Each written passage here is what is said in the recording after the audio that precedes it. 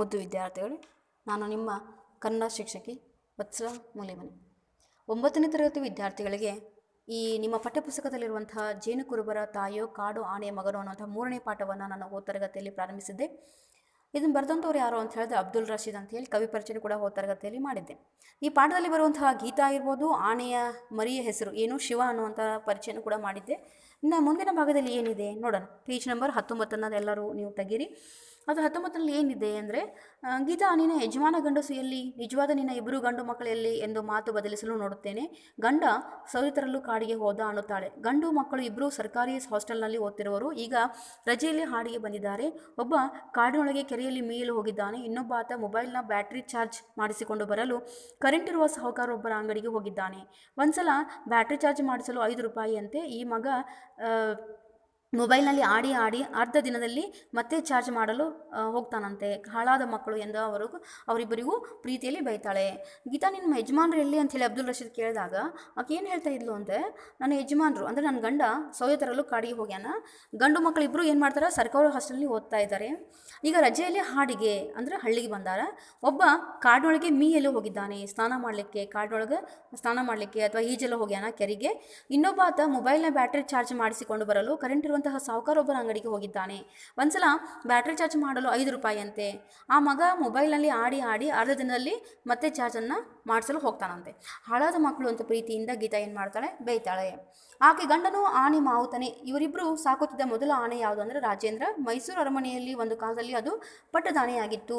ವಯಸ್ಸಾದಾಗ ಇವರ ಸುಪರ್ದಿಗೆ ಬಂದು ಒಂದು ದಿನ ಇವರ ಕಣ್ಮುಂದೆ ತೀರಿ ಹೋಯಿತು. ನೋಡ್ರಿ, ಈಕೆ ಗಂಡ ಏನಾಗಿದ್ದ ಅಂದರೆ ಆನೆಯ ಮಾವುತನಾಗಿದ್ದ. ಆನೆ ಸಾಕುವಂಥವ್ರು, ಮಾವುತರು ಅಂದರೆ ಸಾಕುವಂಥವ್ರು, ಪಳಗಿಸುವಂಥವ್ರು ಅಂಥೇಳಿ.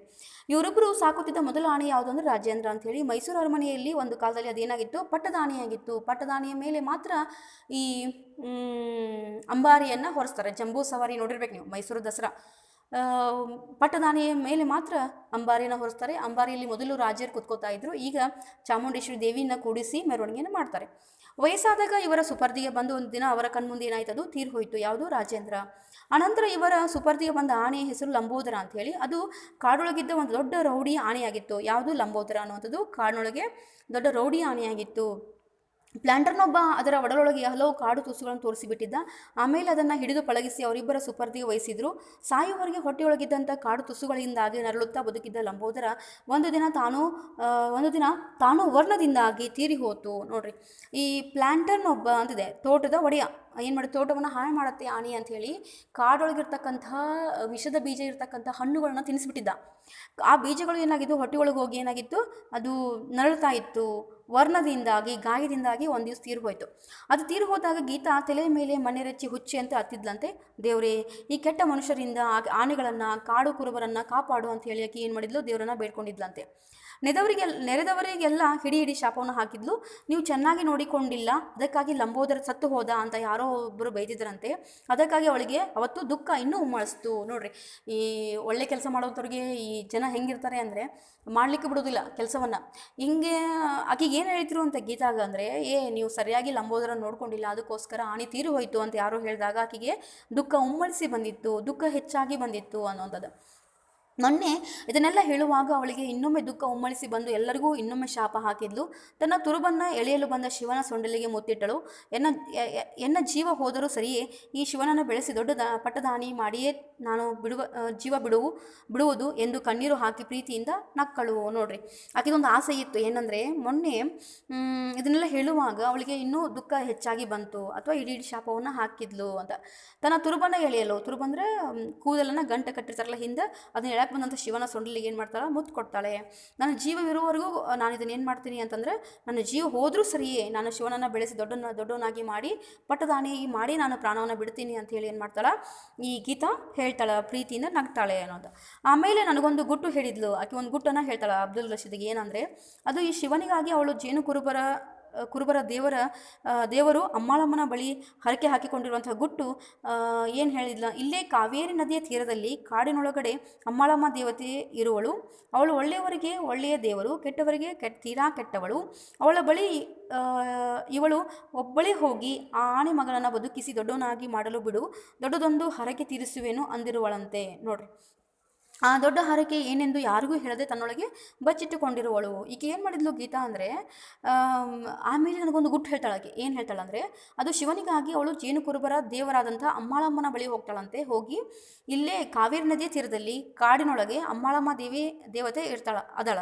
ಅವಳ ಕಡೆ ಹೋಗಿ ಏನು ಕೇಳ್ತಾಳಂದರೆ, ಅವಳು ಒಳ್ಳೆಯವರಿಗೆ ಒಳ್ಳೆಯ ದೇವರು. ಯಾರು? ಅಮ್ಮಾಳಮ್ಮ. ಒಳ್ಳೆಯವರಿಗೆ ಒಳ್ಳೆಯ ದೇವರಾಗಿದ್ಲು, ಕೆಟ್ಟವರಿಗೆ ತೀರಾ ಕೆಟ್ಟ ದೇವಿಯಾಗಿದ್ಲು. ಅವಳ ಬಳಿ ಇವಳು ಒಬ್ಬಳೇ ಹೋಗಿ ಏನು ಕೇಳ್ಕೊಂಡಿದ್ಲು, ಆನೆ ಮಗನನ್ನು ಬದುಕಿಸಿ ದೊಡ್ಡವನನ್ನಾಗಿ ಮಾಡಲು ಬಿಡು, ದೊಡ್ಡದೊಂದು ಹರಕೆ ತೀರಿಸುವೆನು ಅಂದಾಳ ಅಂತಿಕಿ. ಹೆಂಗಾದ್ರೂ ಮಾಡಿ ಆನೆ ದೊಡ್ಡದಾಗಿ ಪಟ್ಟದ ಆನೆಯಾಗಲಿ, ನಿನ್ನ ಹರಕೆಯನ್ನು ತೀರಿಸ್ತೀನಿ ಅಂತ ಹೇಳಿ ಬೇಡ್ಕೊಂಬಂದಿದ್ಲಂತ ಆ ಅಮ್ಮಳಮ್ಮಗ. ಆ ದೊಡ್ಡ ಹರಕೆ ಏನೆಂದು ಯಾರಿಗೂ ಹೇಳೋದಕ್ಕೆ ಏನು ಮಾಡಿದ್ಲು, ಮುಚ್ಚಿಟ್ಕೊಂಡಿದ್ಲು. ಮುಂದೆ ನೋಡ್ರಿ, ಹೇಳ್ಬೇಡ ಪರವಾಗಿಲ್ಲ, ಶಿವ ಬದುಕಿ ದೊಡ್ಡವನಾದರೆ ಹರಕೆ ತೀರಿಸುವಾಗ ನಾನೂ ಬರುವೆ ಎಂದು ಹೇಳಿ ಬಂದಿರುವೆ. ಅಬ್ದುಲ್ ರಶೀದ್ ಏನಂತಾರೆ, ಸರಿ ನೀ ನನಗೆ ಹೇಳ್ಬಿಡವಾ, ಏನು ಹರಕೆ ಗೊತ್ತಿಲ್ಲ ನನಗೆ, ಸರಿ ನಾನು ಏನು ಹರಕೆ ತೀರಿಸ್ತಿಲ್ಲ ನಾನು ಬರ್ತೀನಿ ತಗೋ ಅಂತ ಹೇಳಿ ಬಂದಿದ್ರಂತೆ. ಬರೋ ಮೊದಲು ಇನ್ನೊಂದು ಗುಟ್ಟನ್ನು ಹೇಳಿದ್ಲು. ಏನು ನೋಡ್ರಿ, ಅದು ಏನೆಂದರೆ, ಅವಳು ಈ ಆನೆ ಮಗನು ಇಬ್ಬರೇ ಇರುವಾಗ ಇವಳು ಅವನನ್ನು ಕರೆಯುವಂಥ ಹೆಸರು ಶಿವ ಅಲ್ವಂತೆ. ನೋಡ್ರಿ, ಕೆಲವೊಂದು ಸಸ್ಪೆನ್ಸ್ ಮೇಂಟೈನ್ ಮಾಡಿರ್ತಾರೆ. ಸುಮ್ಮನೆ ಒಂದು ಪೆಟ್ ನೇಮ್ ಅಂತ ಇರ್ತಾವೆ. ನಿಮ್ಮ ಫ್ರೆಂಡ್ ಸರ್ಕಲ್ನಲ್ಲಿ ಏನೋ ಒಂದು ಪೆಟ್ ನೇಮ್ ಅಂತ ಇಟ್ಕೊಂಡಿರ್ತಾರೆ ನೀವು. ಕಾಮನ್ ಆಗಿ ಕರೆಯುವಂಥ ಹೆಸರೇ ಬೇರೆ ಇರುತ್ತೆ. ಅವರು ಮತ್ತು ನೀವು ಇರಬೇಕಾದ್ರೆ ಏನೋ ಒಂದು ಕಾಮನ್ ಆಗಿ ಕರಿತಕ್ಕಂಥ ಹೆಸರೇ ಚೇಂಜ್ ಇರುತ್ತೆ. ಅವರು ನೀವು ಇಬ್ಬರೇ ಇರಬೇಕಾದ್ರೆ ಕರೆಯುವಂಥ ಹೆಸರೇ ಏನಾಗಿರುತ್ತೆ, ಚೇಂಜ್ ಇರುತ್ತೆ ಅನ್ನೋವಂಥದ್ದು. ಈಗ ಏನು ಮಾಡಿದ್ಲು ಅಂದರೆ, ಇನ್ನೊಂದು ಗುಟ್ಟನ್ನು ಹೇಳ್ತಾಳೆ ಬರುವಾಗ. ಏನಂದರೆ, ನಾನು ಮತ್ತು ಶಿವ ಇರಬೇಕಾದ್ರೆ ನಾನು ಶಿವ ಅಂತ ಕರೆಯೋದಿಲ್ಲ, ನಾ ಬೇರೆ ಹೆಸರಿಂದ ಈ ಆನಿ ಮರಿ ಅಥವಾ ಶಿವನನ್ನು ಕರಿತೀನಿ ಅಂತ ಹೇಳ್ತಾಳೆ ಅಂತೆ. ಶಿವ ಅಂತ ಹೆಸರು ಇಟ್ಟಿರುವುದು ಪ್ಯಾರಿಸ್ಟಿನ ರೇಂಜರು ಸಾಹೇಬರು. ಆದರೆ ಅಮ್ಮಾಳಮ್ಮ ದೇವರು ಬೇರೆ ಒಂದು ಹೆಸರಿನಿಂದ ಕರೆಯಲು ಹೇಳಿರುವಳು. ಅದು ನನಗೂ ಮತ್ತು ಇವನಿಗೂ ಮಾತ್ರ ಗೊತ್ತು, ಬೇರೆ ಯಾರಿಗೂ ಹೇಳಕೂಡದು ಅಂದ್ಲು. ನೋಡ್ರಿ, ಈ ಪ್ಯಾರಿಸ್ಟರ್ ಅಂದರೆ ಈ ಕಾಡಿನೊಳಗೆ ಇರ್ತಕ್ಕಂಥ ಅಧಿಕಾರಿ ಅವರು ಮಾತ್ರ ಇದಕ್ಕೆ ಶಿವ ಅಂತ ಹೆಸರಿಟ್ಟಾರ. ನಾನು ಅಮ್ಮಾಳಮ್ಮ ಬೇರೆ ಹೆಸರಿಂದ ಕರಿ ಅಂತ ಹೇಳಲ್ಲ, ಅದಕ್ಕೆ ನನಗೆ ಮತ್ತು ಶಿವನಿಗೆ ಮಾತ್ರ ಆ ಹೆಸರು ಗೊತ್ತು ಅಂತ ಹೇಳ್ತಾಳೆ. ಆಯಿತು ತಾಯಿ, ಯಾರಿಗೂ ಗೊತ್ತಾಗಬಾರ್ದು, ನಿನ್ನ ಆನೆಯ ಮಗ ಬದುಕಿ ದೊಡ್ಡ ಪಟ್ಟದ ಆನೆ ಆದರೆ ಸಾಕು ಎಂದು ಹೇಳಿ ಬಂದಿರುವೆ.